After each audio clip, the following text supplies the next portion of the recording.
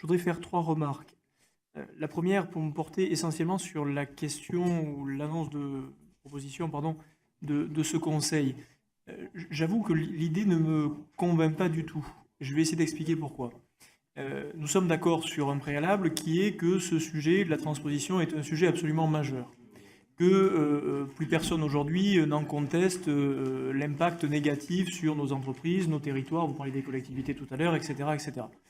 Et donc, parti de ce constat-là, on doit pouvoir se dire que toutes les solutions que nous allons envisager doivent être des solutions inévitablement efficaces et opérationnelles. Car si on se loupe, passez-moi l'expression, sur l'efficacité des solutions que nous allons proposer, alors on va repartir dans la même défiance que vous évoquiez tout à l'heure. Or, je n'ai pas le sentiment que ce conseil, du moins à ce stade de la réflexion, soit suffisamment affiné pour être convaincant. Et je voudrais lever 2 points de discussion. D'abord, j'ai un problème de chronologie. Je ne pense pas que le véritable problème soit l'examen a posteriori des conséquences d'une surtransposition. Je pense que la solution, elle doit se porter en amont.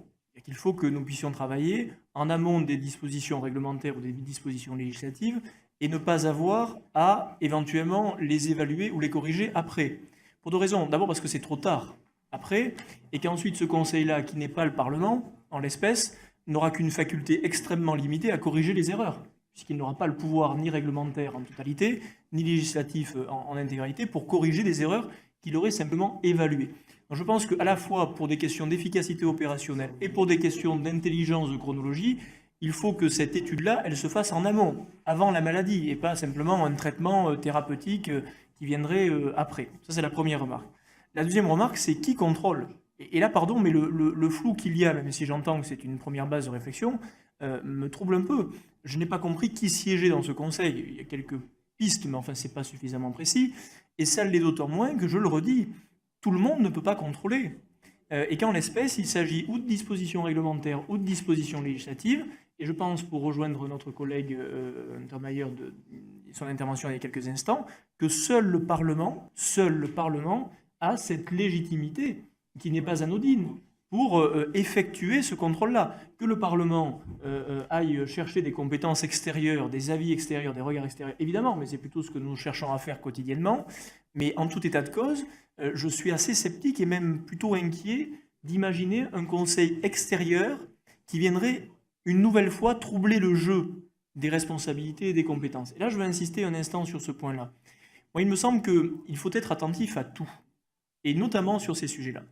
Et qu'il y a des compétences qui sont des compétences législatives qui appartiennent au pouvoir législatif, des compétences réglementaires qui appartiennent au pouvoir réglementaire, et que personne d'autre ne devrait pouvoir se substituer à ce pouvoir-là, y compris sur la phase de contrôle. Et qu'en l'espèce, c'est en interne, si j'ose dire, qu'il nous faut nous organiser pour effectuer ce contrôle-là. Et vous voyez, cette déperdition des compétences puis des contrôles me paraît être une tendance dangereuse à laquelle il nous faut, je pense, être attentif. Puis un dernier point, parce qu'il a été évoqué, et je pense qu'il est tout à fait majeur, c'est la question de l'adaptation du droit, notamment au territoire et aux réalités locales. Madame la Présidente, vous étiez à la conférence des territoires qui s'est tenue dans le département du Lot. Le Premier ministre a fait notamment une annonce, principalement une annonce d'ailleurs, qui est tout à fait importante, pour laquelle d'ailleurs je vais vous saisir officiellement, qui est la possibilité dans le département du Lot, durant 3 ans, d'expérimenter les adaptations législatives et réglementaires. C'est tout à fait expérimental. Je vais vous écrire parce que je pense qu'il faut que notre commission se saisisse de la surveillance de cette expérimentation. Ça ne peut pas être seulement fait sur le territoire sans que nous, commission des lois, nous surveillons ce qui se passe, y compris pour en tirer des initiatives intéressantes. Mais là, je voudrais vous faire 2 observations. On n'a pas tous les détails de cette annonce-là. Néanmoins, je pense qu'elle est considérable. Considérable au sens où ce n'est pas anodin. Ce qui n'est pas anodin non plus, c'est que ce pouvoir-là d'adaptation, réglementaire et législatif, est confié au préfet de département. Et là, j'attire votre attention sur le fait que je ne sais pas si c'est la bonne ou la mauvaise solution.